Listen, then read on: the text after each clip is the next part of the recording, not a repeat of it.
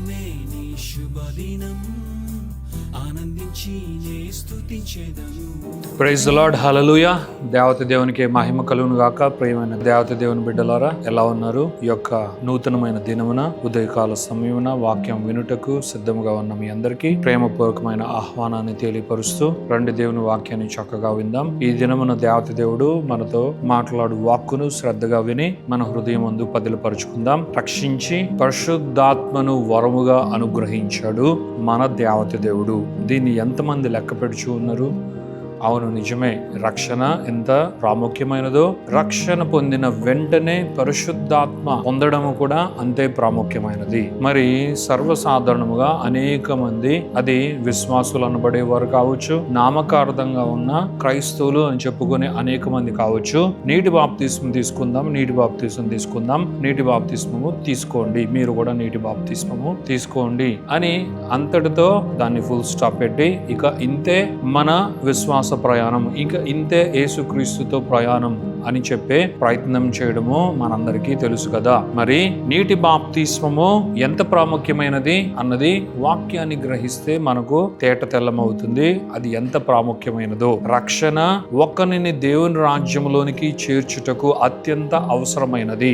రక్షణనే దేవునితో ఒకరిని పెనవేయబడిన సంబంధ బాంధవ్యంలోనికి తీసుకుని వచ్చేది. అయితే నీటి బాప్తిస్మము కేవలము ఇతను రక్షణ పొందాడు అని అది బహిరంగముగా ఒక క్రియగా కార్యముగా ఉంది. అది రక్షణకు అక్కరకు వచ్చే ఒక కార్యముగా ఏ మాత్రము కూడా లేదు అని లేఖనములు క్షుణ్ణముగా చదివిన ఎవరికైనా తెలుస్తుంది. అయితే విశ్వాసులందరూ కూడా దృష్టి పెట్టవలసిన విషయం ఏంటంటే, రక్షింపబడిన ఎవరైనా సరే పరిశుద్ధాత్మ బాప్తిస్మమును పొందవలను అన్న ఈ ఆజ్ఞను ఎవరైనా సరే దృష్టీకరించాలని దేవత దేవుడు తెలియపరుస్తున్నాడు. దేవత దేవునికి మహిమ కలుగును గాక.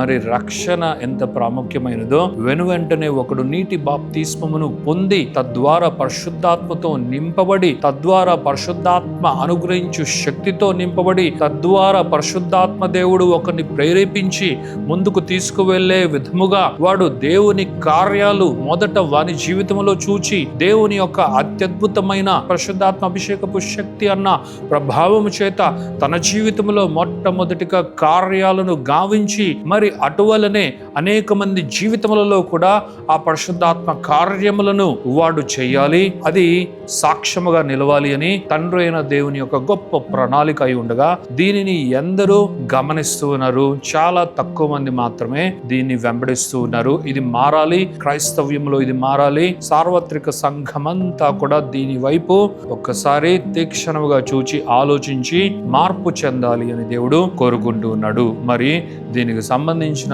ఎన్ని లేఖనములు దేవుడు పలుకలేదు, దేవుడు వ్రాయించి పెట్టలేదు. సాక్షాత్తు యేసుక్రీస్తే తన శిష్యులతో అంటూ ఉన్నాడు, ఇదిగో నేను పునరుద్ధానుడైనా కూడా మీ అంతటా మీరు మీకు అనిపించినట్లుగా తోచినట్లుగా మీరు వెనువెంటనే వెంబడే మీరు హఠాత్తున వెళ్ళిపోయి నా గురించి మీరు సాక్ష్యం ఇవ్వకండి. నేను దీన్ని అనుమతించట్లేదు. నేను పునరుద్ధానుడైనా కూడా, నేను మిమ్మల్ని సేవ కొరకు పరిచర్య కొరకు నియమించినా కూడా, మిమ్మల్ని నేను పంపించేందుకు సిద్ధముగా ఉన్నా, ఇక త్వరలో మిమ్మల్ని పంపించబోతూ ఉన్నా అన్నది ఎంతో నిజమైనా కూడా మీరు వేయించేయవలసిందే. ఎందుకంటే మీరు పరిశుద్ధాత్మను ఇంకా పొందలేదు గనుక. మీరు పరిశుద్ధాత్మ బాప్తిస్మమును పొందాలి. పరిశుద్ధాత్మ బాప్తిస్మమును పొంది తద్వారా దేవుడు మీకు అనుగ్రహించు శక్తితో మీరు నింపబడి అటు పిమ్మటనే మీరు ఎక్కడికైనా సరే వెళ్ళి సువార్త ప్రకటించి నాకు సాక్షులై మీరు జీవించాలని యేసుక్రీస్తే ఆ యొక్క గొప్ప వాక్కును సెలవివ్వడం అనేది ఎంత ప్రాముఖ్యమైనదో మనం ఒకసారి ఆలోచించాలి. అంత మాత్రమేనా? యోహాను సువార్త 20వ అధ్యాయము 22వ వచనంలో యేసుక్రీస్తు పరిశుద్ధాత్మను వారి పైకి ఊదెను అని అపోస్తులైన యోహాను రాసిన లేఖనము ఎంతమంది గమనించగలరు, జ్ఞాపకం చేసుకోగలరు? మరి యేసుక్రీస్తు చెప్పిన మాటలలో ఎక్కడ కూడా ఇన్కన్సిస్టెన్సీ అన్నది మనము చూడము. ఏ వాక్యము కూడా ఒకదానితో ఒకటి విభేదిస్తున్నట్లుగా ఈ వాక్యము ఈ మార్గంలో వెళుతుంది, ఈ వాక్యం అయితే వేరే మార్గంలో వెళుతుంది, ఈ రెండిటికి పొంతనే లేదు అన్నట్లు ఏ వాక్యము కూడా ఉండదు. ఇది గుడ్డిగా కూడా ఎవరైనా నమ్మొచ్చు. దేవుని నామానికి మహిమ ఘనత ప్రభావాలు కలుగును గాక. ఎందుకంటే ఇది మానవుడు రాసిన లేఖనములు కాదు, ఇది కల్పిత కథలు కాదు, ఇది కవితలు కాదు. ప్రియమైన దేవత దేవుని బిడ్డలారా, ఇది వాక్శక్తి ఉన్నది. సాక్షాత్తు సృష్టికర్త అయిన దేవుడే, జీవం కలిగిన దేవత దేవుడే తన యొక్క ఆత్మ చేత ఈ వాక్కులన్నీ కూడా వ్రాయించడం జరిగింది. దేవుని నామానికే మహిమ ఘనత ప్రభావాలు కలుగును గాక. మరి యోహాను సువార్త 20వ అధ్యాయము 22వ వచనంలో యేసుక్రీస్తు మొట్టమొదటిసారిగా శిష్యులను కలిసి వారి పైకి ఆయన ఆత్మను ఊదాడు అని దేవుని వాక్యం సెలవిస్తుంది. అయితే అప్పటికప్పుడు వారు పరిశుద్ధాత్మను పొందుకోకపోయినా వారు మేడగది పైన యెరూషలేములో యేసుక్రీస్తు చెప్పినట్లుగా వారు వేయించేసి వారు పరిశుద్ధాత్మ బాప్తిస్మము పొందుకొనుటకు ఒక సమయాని కొరకు తమ్మును తాము సిద్ధపరచుకొని వారు వెయిట్ చేయగా అప్పుడు పెంతెకొస్తు దినమున పరిశుద్ధాత్మ బాప్తిస్మమును అనేకులు పొందారు అన్నది అపోస్తల కార్యములు 2వ అధ్యాయము 4వ వచనంలో కూడా మనం చూడగలము కదా. అక్కడున్న వారందరూ కూడా పరిశుద్ధాత్మతో నింపబడి వారు భాషలతో మాట్లాడారు. పరిశుద్ధాత్మ విభాగించి వారికి ఇచ్చిన నాలుకలను బట్టి, వారికి ఇచ్చిన ఆ ఆంక్షని బట్టి, అభిషేకాన్ని బట్టి అందరూ కూడా, అనగా అక్కడ దాదాపుగా 120 మంది మేడగది పైన యెరూషలేములో ఉండగా శిష్యులతో పాటు అనేక మంది ఉండగా వారందరూ కూడా పరిశుద్ధాత్మతో నింపబడి వారు అనేకమైన టంగ్స్ తో మాట్లాడారు అని దేవుని వాక్యం సెలవిస్తుంది. ఇంతనైనా దేవుని వాక్యాన్ని క్షుణ్ణంగా మనం చూడాలి. యోవేలు ప్రవక్త కూడా తన యొక్క గ్రంథంలో ఆయన ముందుగానే ఈ యొక్క పరిస్థితిని ఆయన ప్రవచించాడు. పరిశుద్ధాత్మ బాప్తిస్మము ద్వారా కలుగు అభిషేకము, ఆ అభిషేకపు శక్తిని గూర్చి యోవేలు ప్రవక్త ముందుగానే తన గ్రంథంలో వ్రాసి ఉంచాడు అన్నది మనం మరవకూడదు. దానిని మనము గట్టిగా పట్టుకోవాలి. అలాగుననే అపోస్తుల కార్యములలో కూడా 2వ అధ్యాయము 17వ వచనంలో స్పష్టంగా వ్రాయబడి ఉంది. ఒకసారి మనం చదువుదాం. వాక్యం సెలవిస్తుంది, అంత్య దినముల యందు నేను మనుషులందరి మీద నా ఆత్మను కుమ్మరించెదను, మీ కుమారులను మీ కుమార్తెలను ప్రవచించెదరు, మీ యవ్వనులకు దర్శనములు కలుగును, మీ వృద్ధులు కలలు కందురు.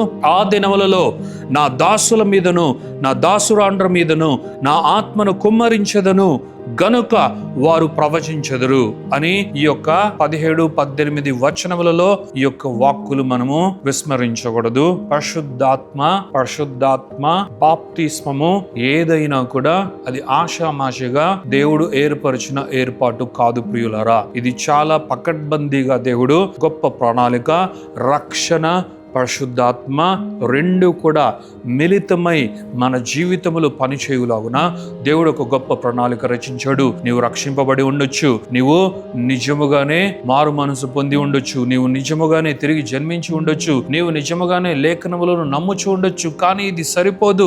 పరిశుద్ధాత్మని యొక్క ఆవేశం, పరిశుద్ధాత్మని యొక్క ఇన్స్పిరేషన్, గైడింగ్, పరిశుద్ధాత్మని యొక్క మోటివేషన్ మనకు లేకపోతే దేవుడు అనుగ్రహించిన నూతనమైన జీవితాన్ని, యేసయ్య మనకు అనుగ్రహించిన ఈ బ్రాండ్ న్యూ లైఫ్ ని మనం సక్సెస్ఫుల్ గా ముందుకు నడిపించలేం. అది మన వల్ల కాదు, మన శక్తితో సామర్థ్యంతో జరిగేది కాదు. నూతనమైన జీవితాన్ని మనమే జీవించాలి. అయితే దేవుడు మనకు రక్షణ ద్వారా దీన్ని బహుమానంగా అనుగ్రహించాడు. అయితే దీన్ని చక్కగా నడిపించగలిగిన వాడు పరిశుద్ధాత్మ దేవుడు మాత్రమే. పరిశుద్ధాత్మ దేవుడు పరిశుద్ధాత్మ బాప్తిస్మము ద్వారా ఆయన శక్తితో నింపి మాత్రమే మనలను ఆయన నడిపించు గొప్ప నాయకుడుగా, మైటీ నాయకుడుగా ఆయన మన జీవితంలో నిలిచిపోవాలి అని కోరుకుంటూ ఉన్నాడు. తండ్రి అయిన దేవుని గొప్ప ప్రణాళిక ఇదే. యేసుక్రీస్తు గొప్ప ప్రణాళిక కూడా ఇదే. అందుకే కదా యేసయ్య అంటూ ఉన్నాడు, నేను వెళ్ళి వేరొక ఆదరణకర్తను మీకు పంపిస్తాను, ఆయన వచ్చి సమస్తమును మీకు జ్ఞాపకం చేస్తాడు, అలాగే మీకు బోధిస్తాడు అని కూడా యేసుక్రీస్తు లేఖనము ద్వారా మనతో మాట్లాడడం జరిగింది. ఇది నిజమే, ఇది సత్యమే. మాత్రమే నమ్ముచున్న నీవు అవును ఆమెన్ అని రక్షణతో పాటు పరిశుద్ధాత్మ బాప్తిస్మమును కూడా నీవు పొందాలి. పరిశుద్ధాత్మ బాప్తిస్మమును పొంది శక్తితో నింపబడి ఆ శక్తిని నీవు అనుభవించాలి. మనమంతా కూడా అనుభవించాలి. మనమంతా కూడా భాషలతో మాట్లాడాలి, ప్రవచించాలి. అలాగే రాబో సంగతులను మనం తెలుసుకోవాలి.